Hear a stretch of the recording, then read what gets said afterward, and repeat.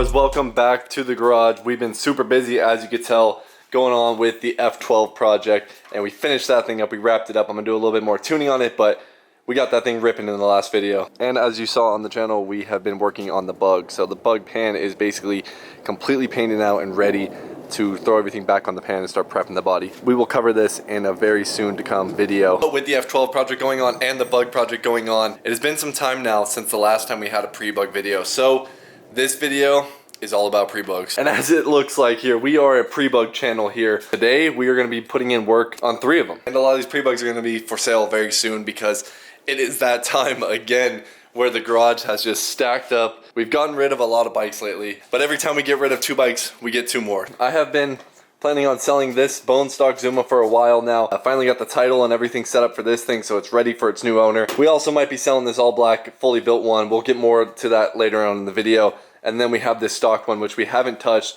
since we got. I don't even know if most of you know about this scooter because it was just in the very end of another video, but I picked up this bone stock Zuma on Facebook Marketplace. It popped up and I got it within like 10 minutes of posting it. I think it was 600 bucks is what I paid for it, running and registered. And the only thing with it is it's got different color panels. So these are both OEM panels though.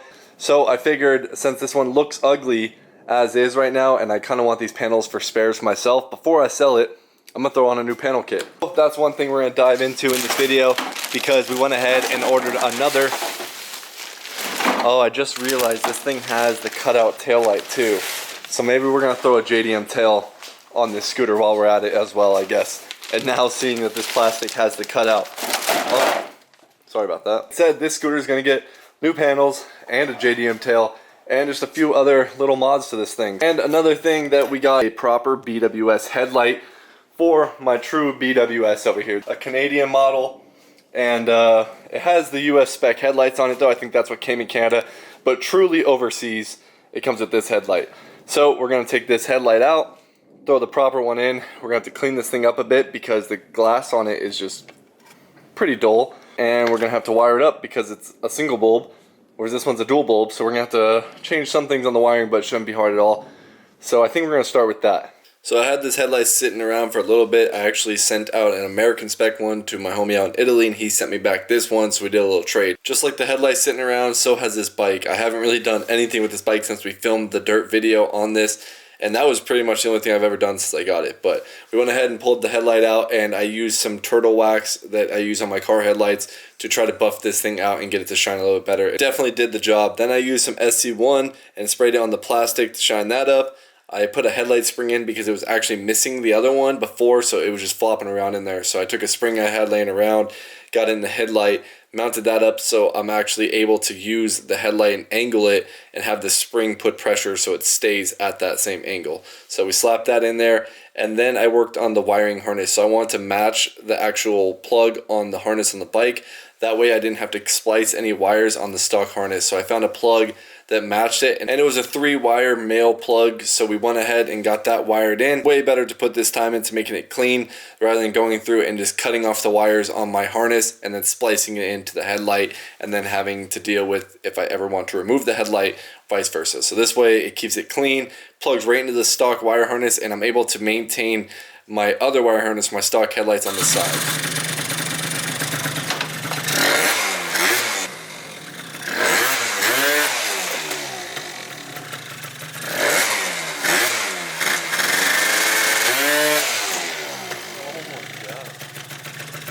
BWS has the headlight on it. It looks amazing. Honestly, as you can see from that last clip, I totally forgot what a ripper that BWS is on the bottom end. That's the 70cc Polini Contessa kit, which is like a sport mild kit. It's not like the Corso. I have the Leo Vince pipe on it, and I'm pretty sure I have all stock in the CVT, even stock pulley, stock clutch spring, stock clutch, stock contra spring.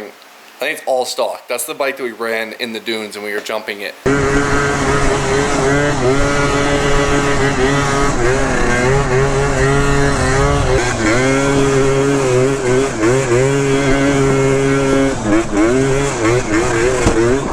Honestly, the headlight isn't my super favorite, but it's grown on me a lot since I put it on. It looks pretty cool. It just looks different. It just looks different from any pre-bug I have. Like, it's still a pre-bug, but It's a foreign Prebug, boys. It's the BWS. Alright, next on the chopping block today is the bone stock Zuma that we recently picked up. We got all new plastics for it right here. So we're going black plastics. This is the cheap kit off of Brixia. I think it was like 60 bucks or something like that for that plastic kit right there. And then I just so happen to have an extra JDM taillight, which I really didn't even think about that I needed. But this one does have the cutout here, as you can see, for that taillight, where this one doesn't have it cut out for the US specs. So I'm just going to keep that as a mint panel, and we're just going to pull it off. I love working on these Prebugs because they're so simple. We're able to change out the top headset super easy, literally 3 screws, and then we were able to pull this panel back apart, just like what I did with the BWS. It's rare that I get them with all these stock parts, but it has the cubby in the panel in front of the exhaust, and it had the gas tank gasket going around. Then we worked on splicing in the taillight. I have a full video on my YouTube I linked here if you want to know how to wire that in, but I didn't want to explain that again in this video since I've done it multiple times in different videos, so check that out if you're interested. Alright, we got them all lined up right here from stock to mild to fully built. And I thought it'd be fun real quick to just go ride them all and see the difference in them. So this one's bone stock, every single thing. Motor, variator, exhaust, everything bone stock. This one has a pipe slapped on it.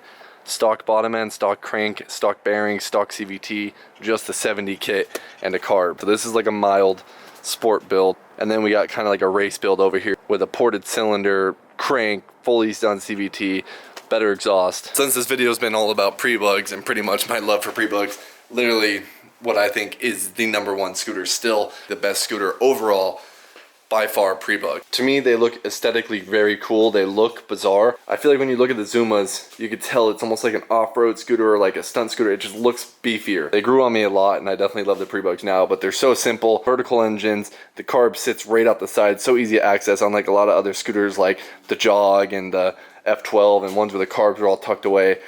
Minimal body panels, the seat just literally bolts to the gas tank, and then this is all one piece. Everything just comes off so easy. The headset is so simple because there's no headlights in the headset, anything like that, so it's very easy to do the modifications where you run the naked bars like I have on my blue one out there.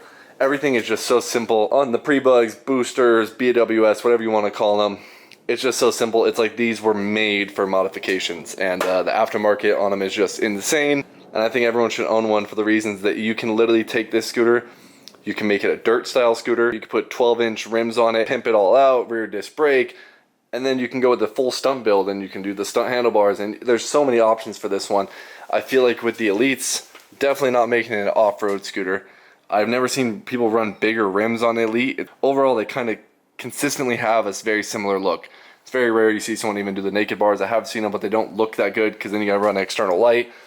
The Prebugs, there's just so much modification you could do to them. And like I said, the aftermarket is just insane on them. You're not going to run into a parts issue. With the Elites, I don't even think there's still aftermarket for the panels. And the Zumas, you can buy these panels all day for dirt cheap, like I just did. $50, I had a brand new panel set. The JDM taillights that I installed in this video are like $15. The ones for the Honda Elites are like over $100. I know overseas it's a little different, especially regarding those scooters. Here in America, that's kind of how I'm sitting. But I think that's the #1 scooter that everybody should get. Yamaha Zuma Prebug. Now let's go ride the stock, the mild, and then the wild one, and let's see the difference. All right, we're gonna start off with the stock boy. Oh man, that's the first time I had that happen. Okay, I don't usually run the center stands, but is that normal to have? Or okay, flaw #1 with Prebug Zuma. I think that's only because I have this stand. I'm not gonna lie though. This kickstart. Man, this gas smells old though. I did not think I haven't even touched this thing, man. The gas smells terrible in this thing, and the back brake just is not working. I don't know what's going on back there. We haven't looked yet, but bone stock Zuma, boys. There's nothing really else to say than it's pure greatness. I mean, bone stock Elites though, I don't know. That's a hard one right there. Like I said, the Zuma's overall better, but for wheelies and everything, I kind of like the Elite bone stock more.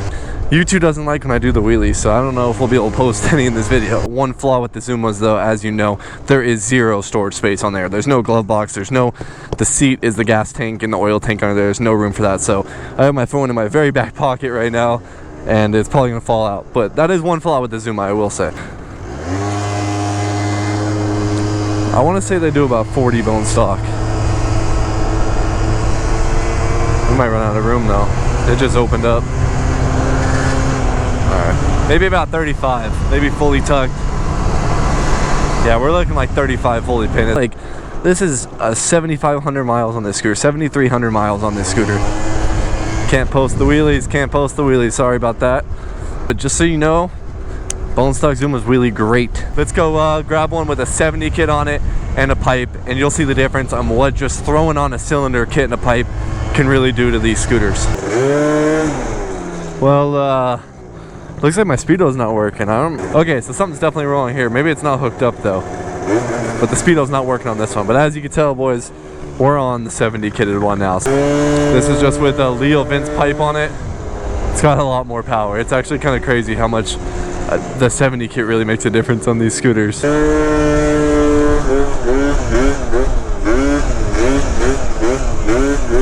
Alright, sorry. Yeah, I wasn't doing that. We were just riding.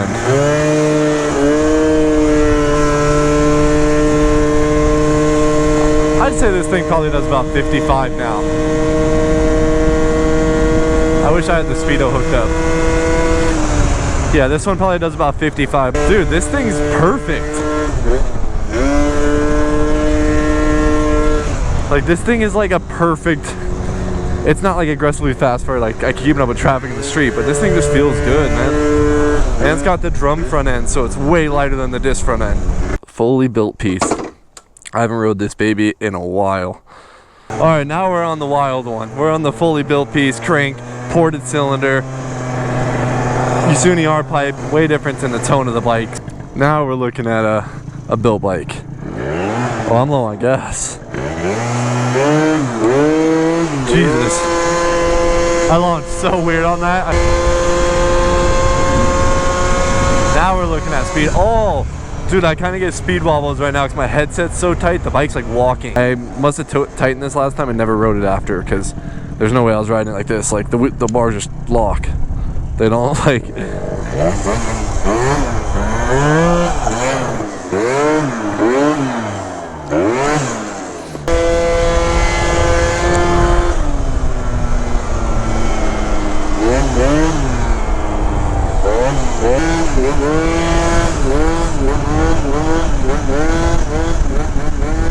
Alright boys, that is going to do it for this video. I hope you guys can kind of translate through the camera how awesome the Prebugs truly are. Hopefully you guys can see a little bit difference on those Prebugs, and hopefully you can grab a Prebug because it's something that everyone should have. Thank you guys again. We're almost at 100,000 subscribers. Make sure you guys hit the subscribe button if you haven't yet. It costs you nothing. It's free and you can help support the channel.